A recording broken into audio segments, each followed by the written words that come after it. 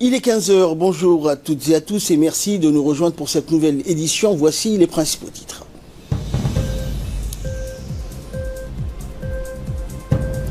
À Tadjoura, donc, une réunion du comité pour la mise en place des dernières démarches a eu lieu sous l'égide de la maire de la ville de Djibouti. Et dans l'actualité internationale, Macron rend hommage aux héros africains lors de la célébration de 75 ans du débarquement. Merci à vous de nous rejoindre. Le président de l'autorité des ports et des zones franches de Djibouti, Aboubakar Omar Hadi, a présidé hier une réunion concernant la route de Tadjoura-Balhoua. Cette réunion a vu la participation du préfet de la région de Tadjoura, Abdelmalik Mohamed Benoïta, des représentants des forces armées djiboutiennes, de la gendarmerie nationale, de la police de l'immigration, de l'agence djiboutienne de route et de Djibouti Télécom. La route Tadjoura-Balhoua qui sera bientôt inaugurée. Les parties ont discuté de l'emplacement du poste frontalier de la douane et de l'immigration. Cette route, une artère essentielle du corridor routier de notre pays, représente aussi un pas vers l'intégration économique Djibouti-Éthiopie. Et dans son intervention, le président de l'autorité des ports et des zones franches de Djibouti, Aboubakar Omar Hadi, a indiqué donc que le port de Tadjoura, inauguré il y a 2 ans, a augmenté son volume de trafic maritime, ce qui va engendrer la création d'emplois et donc diminuer le taux de chômage dans la région du nord du pays. Lors de cette réunion, un comité ad hoc a été créé, composé des entités nationales concernées. Ce comité sera chargé de la mise en place des services nécessaires afin de permettre à cette route d'être à la hauteur de ses fins. Hier jeudi a marqué donc la clôture de l'atelier de formation sur la stratégie de communication d'influence et de plaidoyer au profit des membres du bureau et du secrétariat permanent de l'Association nationale des collectivités locales djiboutiennes, l'ANCLD. L'objectif de la formation consistait à comprendre et à maîtriser l'élaboration, la mise en œuvre et le pilotage donc d'une stratégie de communication d'influence et de plaidoyer. Durant 3 jours, l'atelier de formation a réuni donc d'une part les membres du bureau de l'ANCLD, composé des présidents des conseils régionaux, des présidents des communes et de la maire de la ville de Djibouti, et d'autre part le secrétariat permanent de l'association qui a permis de discuter de la communication et des stratégies de plaidoyer. Au cours de cet atelier animé par un expert formateur à l'INAP, Mohamed Eleye Miguel, les participants ont eu droit à des présentations théoriques, des études de cas et des exercices pratiques.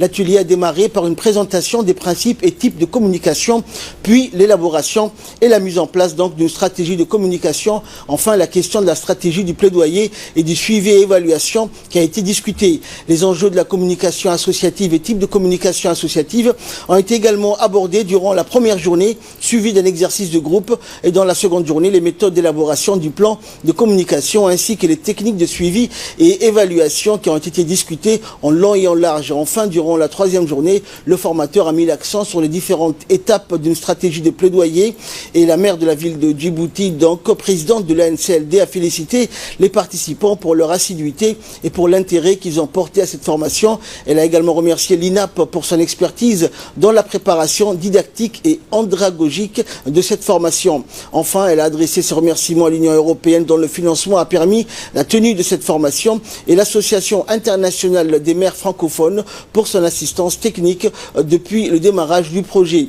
Au cours de la cérémonie de clôture présidée par la maire de la ville de Djibouti, Fatouma Awale, chaque participant a reçu un certificat de formation délivré par l'Institut national de l'administration publique, l'INAP.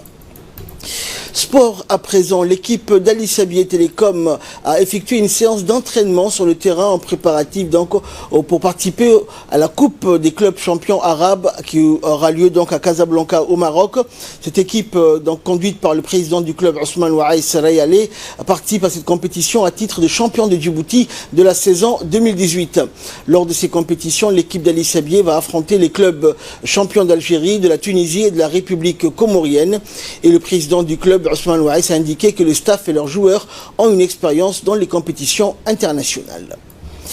En nouvelles du monde à présent, hausse record du paludisme. L'Ouganda enregistre 1,4 million de cas de paludisme depuis le mois de juin. L'Ouganda a déclaré donc mercredi avoir enregistré une augmentation de 40% de l'incidence du paludisme, en attribuant cette augmentation à divers facteurs, notamment l'afflux de réfugiés, le changement climatique et la diminution de l'utilisation de filets de protection. Cette évolution pourrait exacerber les craintes pour la santé publique déjà alimentée par une épidémie d'Ebola qui a brièvement touché la République démocratique du Congo, voisine, où elle a tué plus de 1800 personnes. Le ministère de la Santé a indiqué dans un communiqué que ces données montraient que les cas de paludisme enregistrés en juin de cette année avaient bondi de 40% pour atteindre 1,4 million par rapport au même mois de l'année dernière. Selon les données donc du Bureau des statistiques, le paludisme est la principale cause de décès en Ouganda chez les patients âgés de moins de 5 ans. L'Ouganda accueille environ 1,4 million de réfugiés dont la plupart ont fui les récents combats dans l'est de la République démocratique du Congo et du Sud-Soudan. Le paludisme qui se propage lorsque les moustiques femelles piquent les humains tue près d'1 million de personnes chaque année et 90% de ces décès surviennent en Afrique selon l'OMS. En Afrique du Sud, l'armée est mobilisée contre les gangs dans la banlieue sud-africaine de Cap Fleet. Rangés par les gangs, des groupes d'enfants rient et agitent la main en courant derrière un blindé militaire suivi de véhicules de police qui se faufilent dans les rues pour une opération conjointe destinée à réduire la forte criminalité. À quelques rues de là, les militaires armés de fusils et de boucliers sautent à bas de leurs véhicules et avancent parmi du linge séchant sur les cordes avant de se diriger vers un ensemble d'immeubles suspectés d'être une zone criminelle sensible.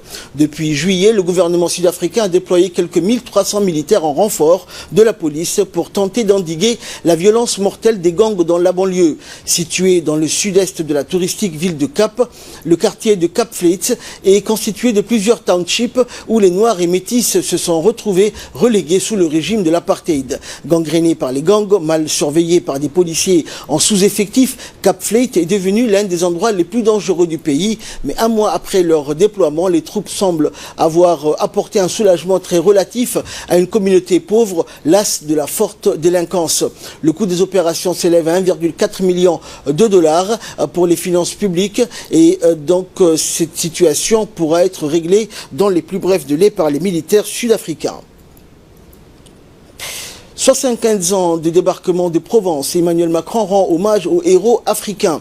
Emmanuel Macron a lancé donc hier à Saint-Raphaël un appel aux maires de France pour honorer les héros africains de la libération qui longtemps n'ont pas eu la gloire et l'estime que leur bravoure justifiée lors des célébrations du 75e anniversaire du débarquement de Provence.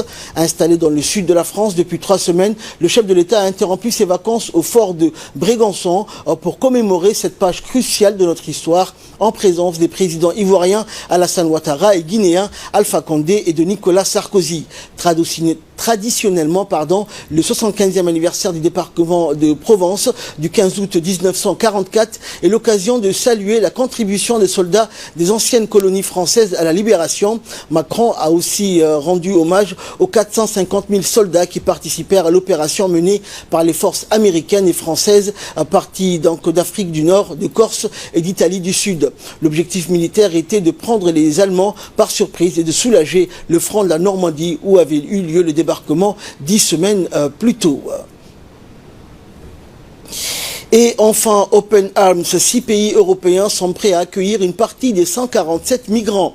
6 pays de l'Union européenne sont prêts à accueillir une partie de ces migrants embarqués sur les navires humanitaires de l'ONG espagnole Proactiva Open Arms, actuellement devant l'île italienne de Lampedusa, au moment où l'autorité de Matteo Salvini, tenant d'une ligne dure envers les migrants, est battue en brèche. Le ministre de l'Intérieur, qui réclame une rotation en Europe des ports de débarquement, qui avait signé début août un décret interdisant au nom de la défense de l'ordre public les eaux italiennes à l'Open Arms. Une décision prise par un tribunal administratif suite à un recours d'Open Arms a toutefois suspendu mercredi ce premier décret. Dans la foulée, Matteo Salvini a signé un nouveau décret pour barrer la route aux bateaux. L'Ocean Viking, le navire des SOS Méditerranée et Médecins sans frontières, qui cherche également un port pour plus de 350 migrants, se dirigeait hier vers le nord et se trouvait bien au-delà de Lampedusa et de Malte. C'est ainsi que prend fin cette édition. Merci de l'avoir suivi. Excellent après-midi sur Télé Djibouti.